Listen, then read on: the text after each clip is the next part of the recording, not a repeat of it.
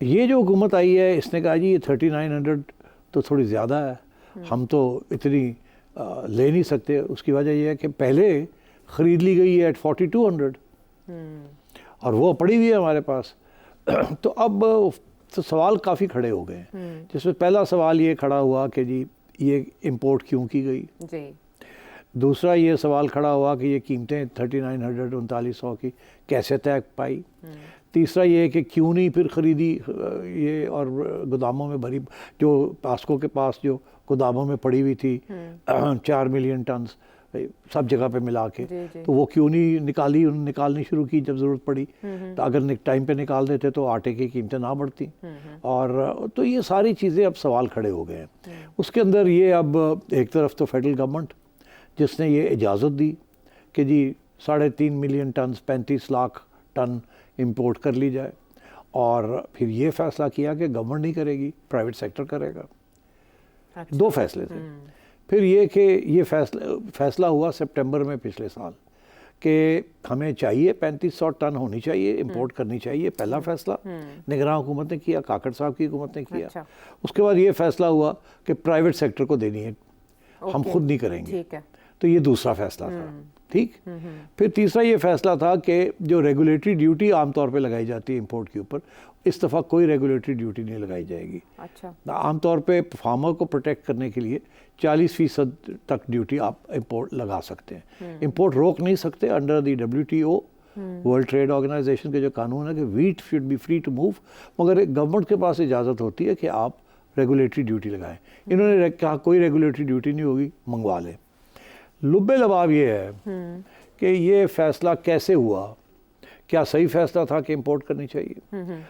Government کا یہ موقف, اس وقت کی گورنمنٹ کا یہ موقف تھا یا منسٹری کا یہ موقف تھا کہ ٹوٹل ویٹ کراپ جو آ رہا ہے کوئی 29 ملین ٹنز کے قریب آئے گا, ڈیمانڈ ہماری کوئی 31 ملین ٹن کی ہے, پھر اسمگلنگ بھی ہوتی ہے, تو ہمیں کم از کم 3-3.5 ملین ٹنز امپورٹ کر لینی چاہیے کیونکہ شارٹیج ہوگی. دوسرا یہ تھا کہ پرائیویٹ سیکٹر کو. اب جو بات سامنے آئی ہے اس میں یہ آیا کہ پرائیویٹ سیکٹر کو اجازت دینا جس میں پرائیویٹ سیکٹر نے بہت بڑے پروفٹس کیے ہیں. فار ایگزامپل ایک جہاز کے اوپر جو کنٹینر لوڈز تھے ویٹ امپورٹ کے, ایک جہاز کے اوپر جن لوگوں نے امپورٹ کیا ہے 50 سے 70 کروڑ روپیہ پر جہاز انہوں نے پروفٹ بنائی ہے. یہ فگرز اب آ گئے ہیں سارے سامنے.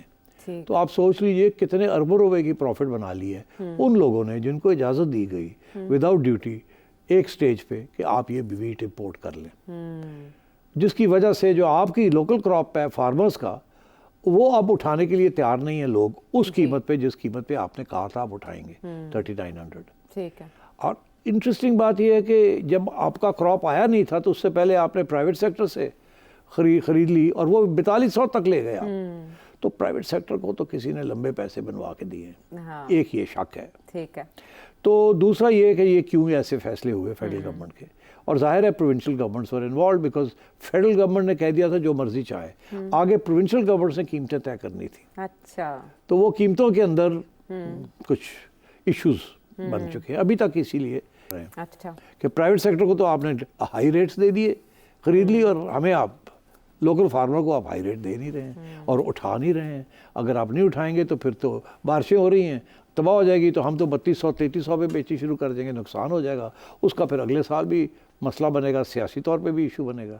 تو میرا خیال ہے اس وجہ سے پھر یہ فیصلہ ہوا ہے کہ پوری انکوائری ہونی چاہیے کہ کیسے یہ فیصلہ ہوا تھا کہ امپورٹ کرنی ہے, کیسے یہ فیصلہ ہوا تھا کہ ڈیوٹی نہیں لگانی, کیسے یہ فیصلہ ہوا تھا کہ پرائیویٹ سیکٹر کرے گا, اور کیسے یہ فیصلہ ہوا تھا پروونشل گورنمنٹس نے خصوصاً پنجاب کہ اتنی ہائی پرائس کے اوپر انہوں نے کیوں خریدی, اور جو اب اور پھر خریدنے کے بعد ایک ریٹ لگا دیا کہ اس سے اوپر نہیں خریدیں گے, پہلے زیادہ ریٹ پہ خرید لی اور اب جو ہے وہ لو ریٹ رکھا ہوا ہے. یا تو وہی ریٹ پہ فارمر سے بھی لے لیں, مگر وہ کیا, وہ تو 3900 پہ لینے کے لیے تیار نہیں ہے, تو 42 پہ کیسے لیں گے. تو اس قسم کی ایشوز ہیں.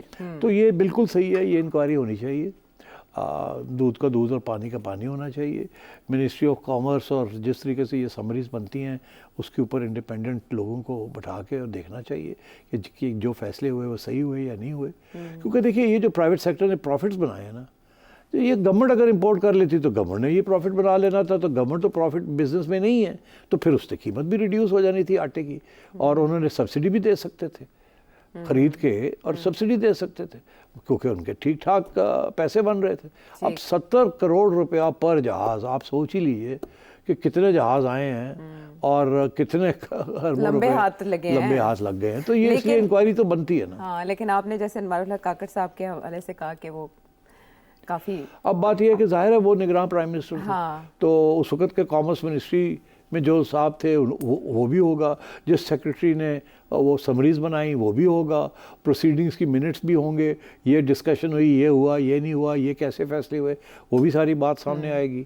اور پھر پنجاب کے اوپر بھی انکوائری ہوگی کہ پنجاب نے کیوں یہ فیصلہ کیا کہ اتنے ٹنز ہم نے پرائیویٹ سیکٹر سے خریدنی ہے, اس ریٹ کے اوپر, کم ریٹ کے اوپر کیوں نہیں خریدی, and so on and so forth. تو اچھا یہ ہونا چاہیے, بیکاز دو چیزیں ہوئی ہیں اس سے. ایک تو یہ واضح ہو گیا کہ پرائیویٹ سیکٹر نے لمبی پیسے بنائے ہیں, اور وہ اس آئٹم میں بنائے ہیں جو کہ آپ کی روزمرہ کی, آپ کی عوام کے لیے اس کی ضرورت ہے. اور کوئی حکومت جو ہے وہ اس قسم کا رسک نہیں لے سکتی کہ آٹے کے اوپر فائنل جو امپیکٹ آتا ہے کہ وہ پرائیویٹ سیکٹر کو اتنے پیسے بنانے دیں.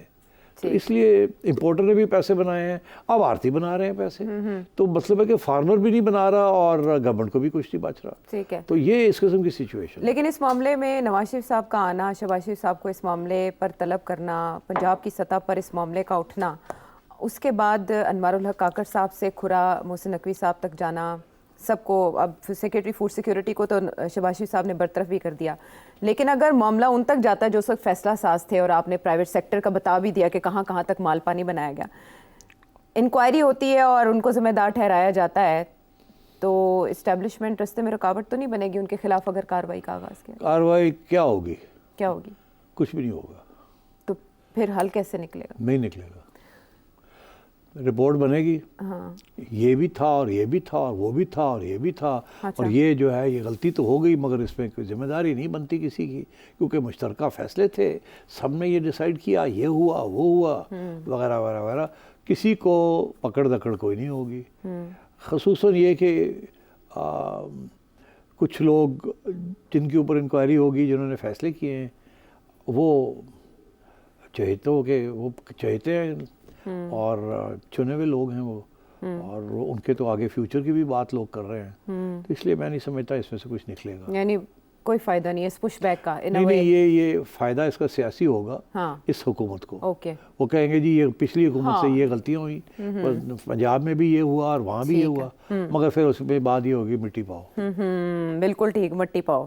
اب مٹی دیکھیں نا, یہ ہو نہیں سکتا نا کہ کاکڑ صاحب کے خلاف انکوائری ہو کے اور کاکڑ صاحب کو جیل میں ڈال دیا جائے. یہ ہو نہیں سکتا نا کہ محسن صاحب کے خلاف انکوائری ہو اور ان کو پکڑ دکڑ. تھوڑے سے پر کتر نہیں لیے جائیں گے, پر جو پھیلا رہا ہوگا کوئی, تو میڈیا میں تھوڑے بہت بات ہوگی, بس زیادہ بھی نہیں ہوگی. بلیم گیم چلے گی بس, اتنی وہ بھی نہیں چلے گی. میں آپ کو بتا رہا ہوں, دبا دیے جائیں. اوکے, دبا دیے. یہ اس وقت جو ہو رہا ہے نا, یہ صرف اب سیاسی گیم چل رہی ہے, اوکے, اور کچھ نہیں ہو رہا.